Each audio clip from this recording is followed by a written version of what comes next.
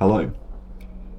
Um, I would say that anthropologists tend to think about human cultural diversity a little bit differently to other people, in that I think if you ask the average person what kinds of things are different between cultures, they'll say things like what kinds of food people eat, what music is like, what musical conventions are like, what people consider to be polite, what clothes people wear, and stuff like that.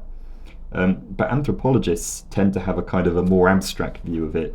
Obviously, those things are different from culture to culture, but even things like how we think about logic and causality can change depending on what culture we're in. There's a famous description of Azande culture that goes into detail about how, in the West, if two events coincide with each other, like somebody walking under a tree and a branch falling and hitting them on the head, we'd explain that by saying the branch was rotting or it was weak, so it fell, and the person was walking under it because they were going to their friend's house. But for the Azande, they require a third line of causality, which explains why the two things happened at the same time and why the branch fell on this person's head rather than just falling on the ground. And I think most Western cultures, the average person's answer to that would probably be it was just a coincidence, there doesn't need to be a separate explanation. But to the Azande, there does need to be a separate explanation. So that's an example of even fairly basic logical axioms being different. An example of how sensory perception can be different is to be found in Dan Everett's account of his time with the Pirahars. And I know there are some aspects of that which are controversial, but I think this one, or at least one of these things, has been followed up by, I think, an MIT study, so there's a more kind of academic robusticity to it. But Everett talks about how when he was walking in the jungle with the Pirahar people who live in the Amazon, he was struck by the fact that sometimes they would say, "Watch out, there's a snake in that bush," and he'd look in the bush, and even if he looked exactly where they were pointing, he could not find the snake until maybe it moved.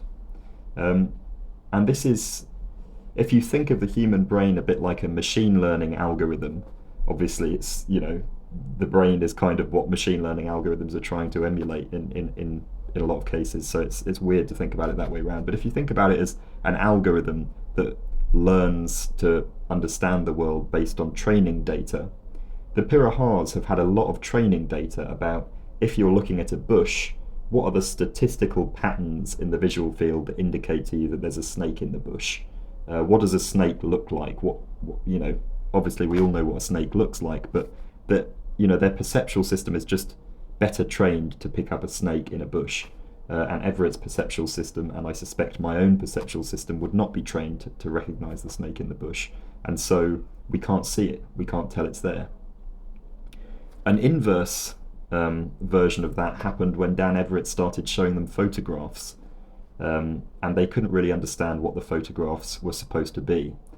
He explained what they were. He explained they were supposed to represent real things and that they were visual representations of reality.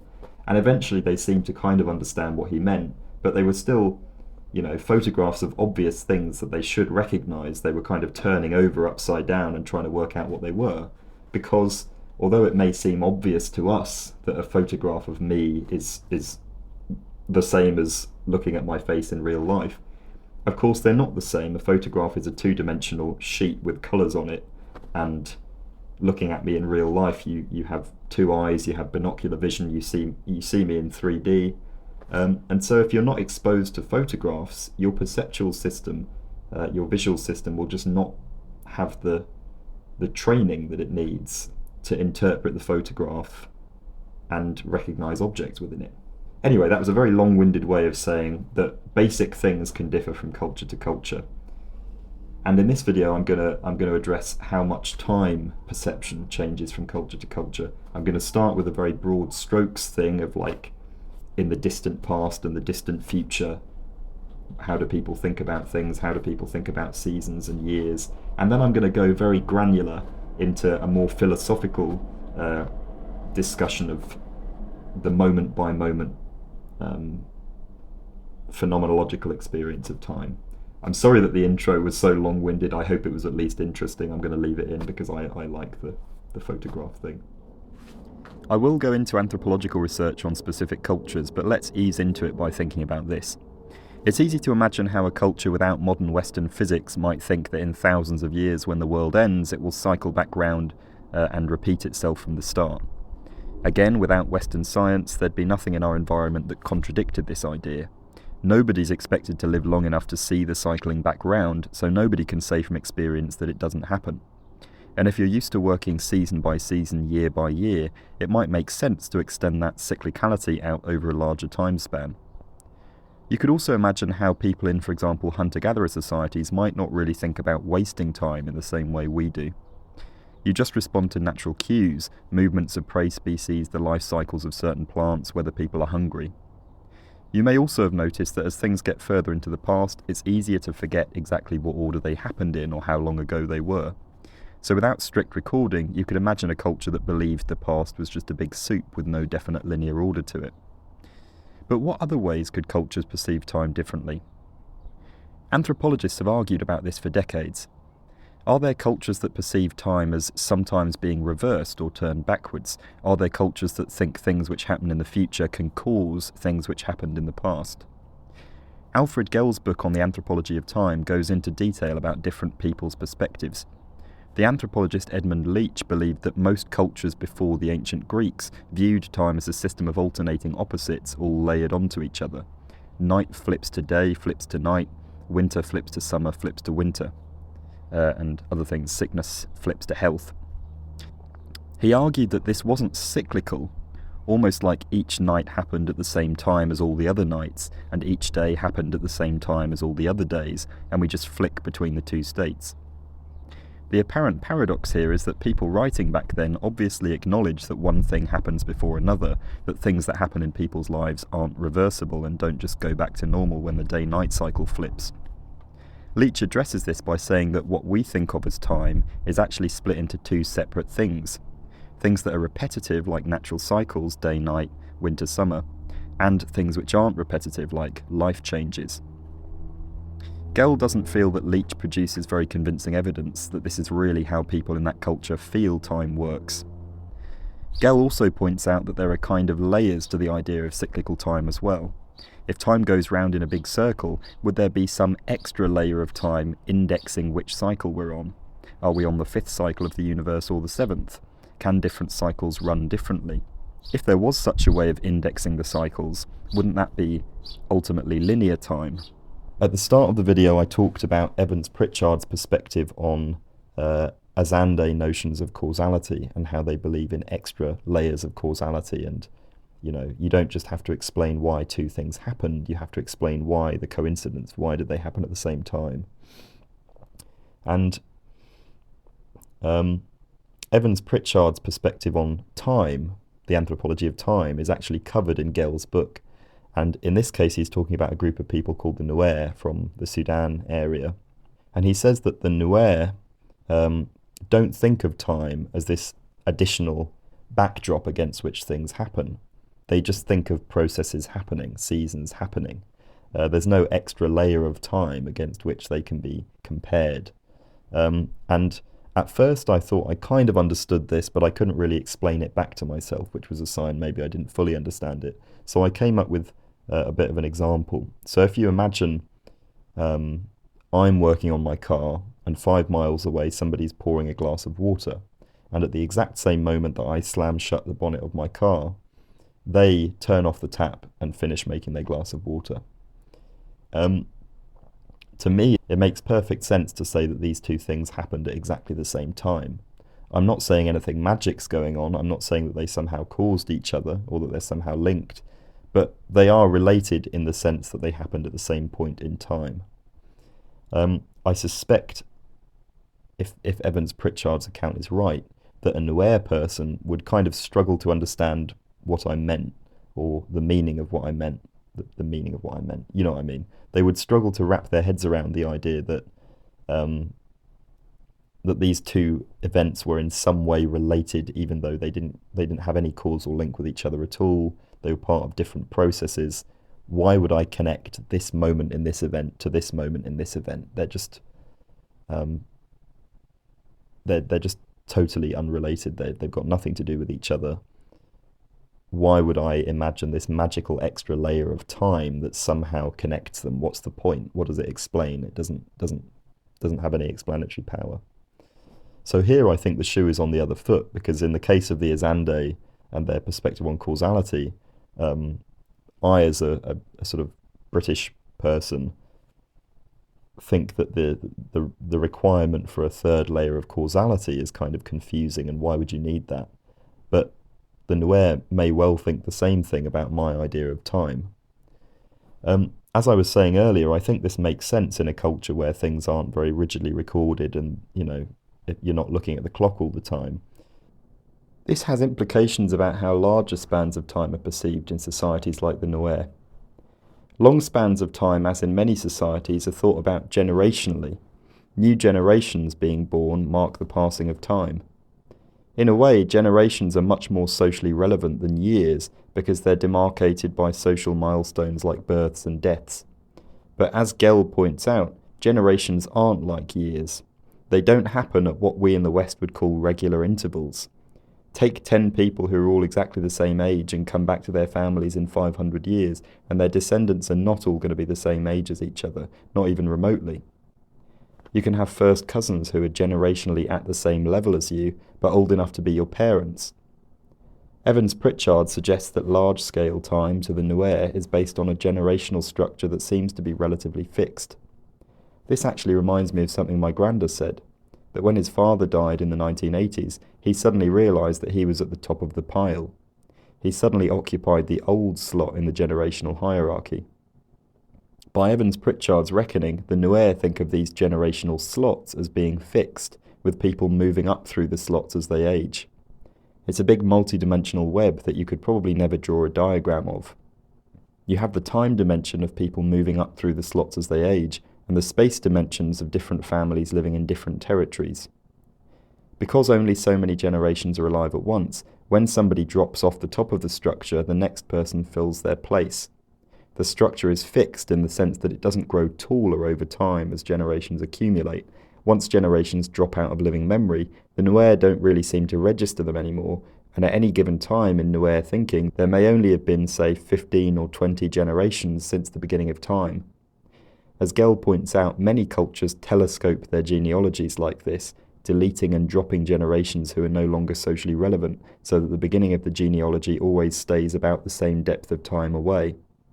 I'd add that Anglo-Saxon king genealogies look pretty similar, with a small number of generations quickly leading back to some mythical figure. So the Nuer have two concepts where I have one. They have what Gell calls ecological time, which is just what happens when you do things, and structural time, which describes the relationships between people. You could criticise all this by saying, well, that's not what the English word time usually means. I'm redefining the concept. And that's a fair point, but my response would be that in these cultures there may be no equivalent to the English idea of time, and these anthropologists are just describing the closest things to it. So far we've thought a lot about the kind of macroscopic perspective of time, of what happened in the distant past, and does time go round in a big circle and stuff like that. But we haven't talked much about the more microscopic second-by-second experience of time, where I have an apple and then I drop the apple and then it lands on the floor, and those things happen in a very particular order and they don't happen backwards. And this is a difficult thing to think about. I spent a little bit of time before I made this video thinking about, would it be possible for one culture to experience time actually backwards? Is that level of cognitive difference possible? Now let's think about time the way that a lot of physicists think about it, as an extra dimension of the same kind of thing that space is. So in space we can think of a physical object like this mug as being describable in terms of three dimensions: the x-axis, the y-axis, and the z-axis, length, width, depth, whatever you want to call them. So with those three dimensions you can describe the whole physical structure of the mug. But if you think about it in terms of space-time, time would be an extra dimension. So in the same way that the mug's contour is changing along the x and y axis, it's curving in, curving out. Along the time axis, the mug might be going left or right.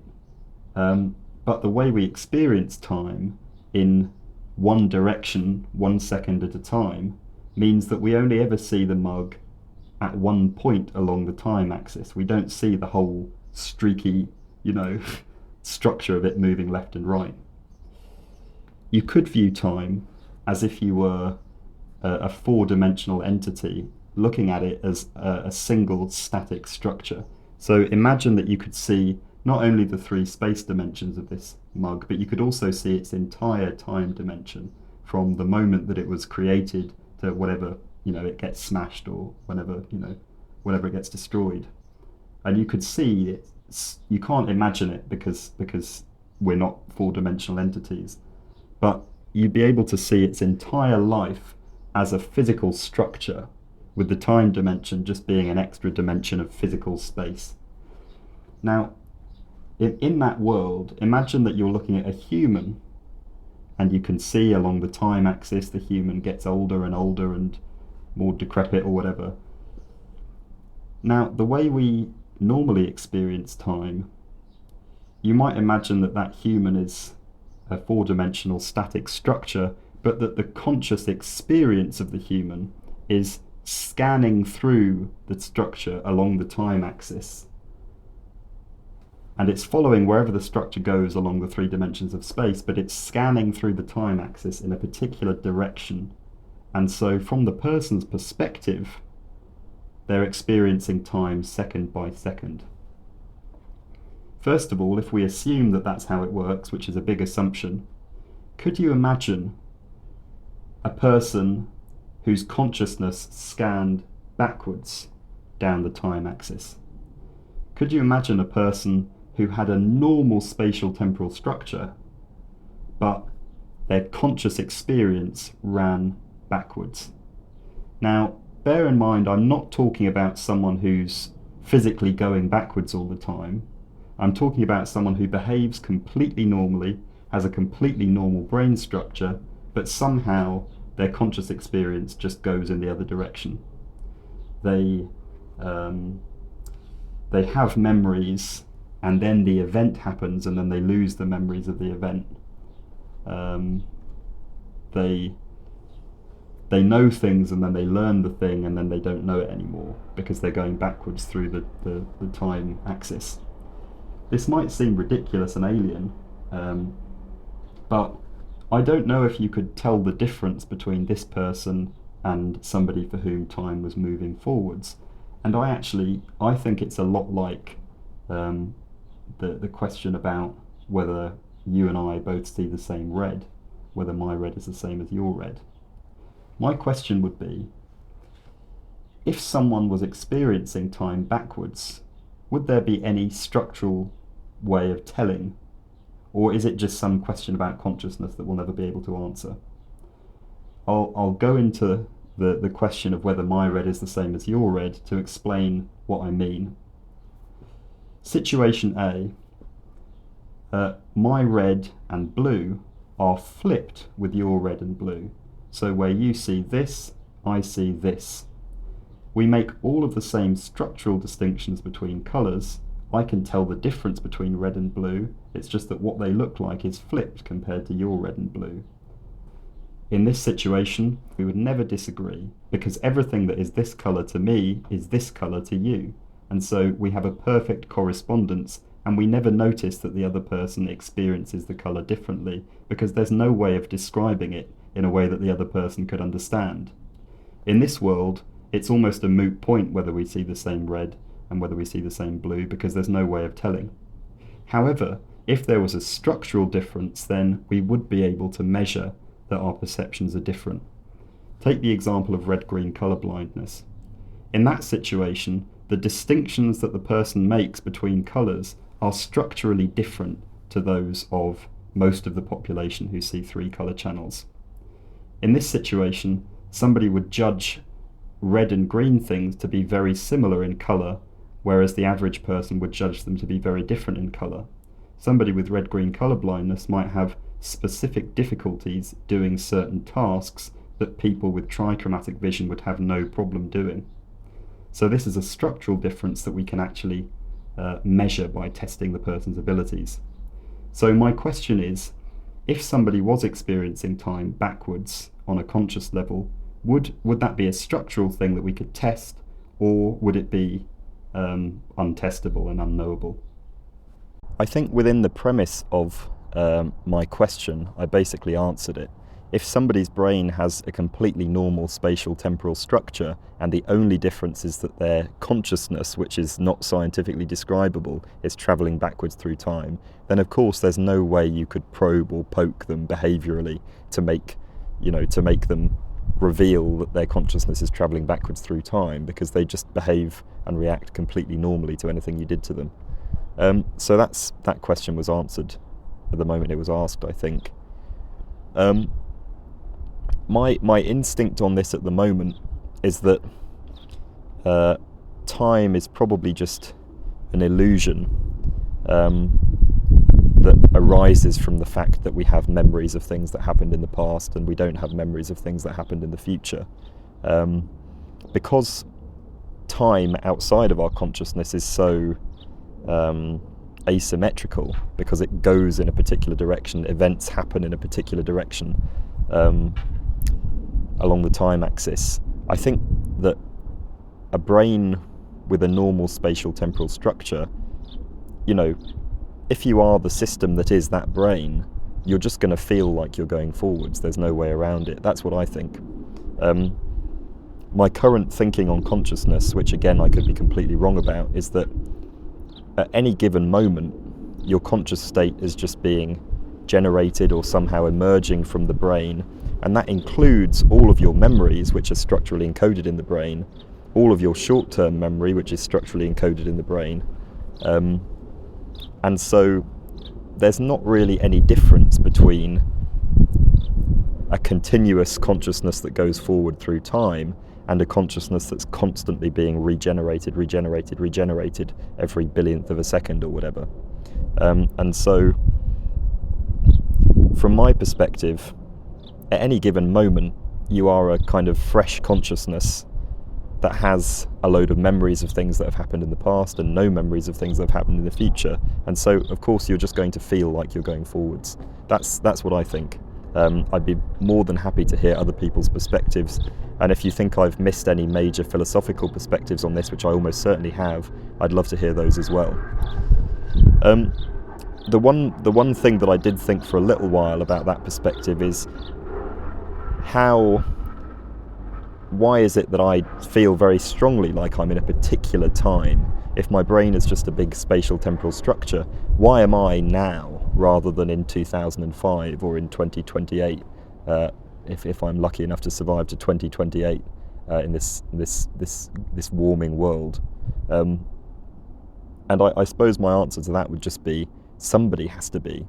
If there are a billion consciousnesses in your life that are generated, every millionth of a second or whatever,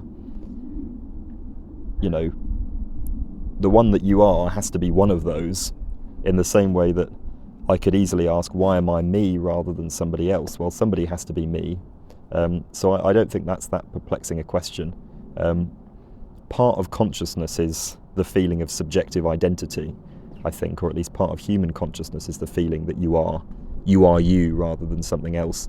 And so I think it's only natural that at any given time we only feel like we're at one definite point rather than spread throughout the whole structure. I feel I've worded that in a pretty messy way, but I really don't know how I could do much better. And I'd love to talk about this in the comments. Yeah, thank you very much for watching. Sorry for all the things that I missed in this video, and I'll probably make another one about a similar topic at some point soon. But in the meantime, I shall leave you with maybe some shots of the garden.